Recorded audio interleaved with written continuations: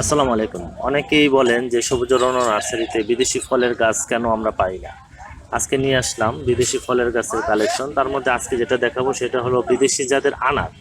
আমাদের দেশে ইদানিং বেশ কিছু বিদেশি জাতের আনার পাওয়া যায়। তার মধ্যে কাশ্মীরি, তারপরে ইরানি, তারপরে আছে এটা হলো অস্ট্রেলিয়ান, এখানে আছে কাশ্মীরি। বেশ কিছু বিদেশি জাতের আপনার আনার পাবেন আমাদের কাছ থেকে। যারা এই ধরনের বিদেশি আনারগুলো কালেক্ট করতে চান তারা আমাদের সাথে যোগাযোগ করতে পারেন। এখানে আছে পেরু কিং, হ্যাঁ, তারপরে ইটালিয়ান, আফগানি, হ্যাঁ, অস্ট্রেলিয়ান, কাশ্মীরি, GM2।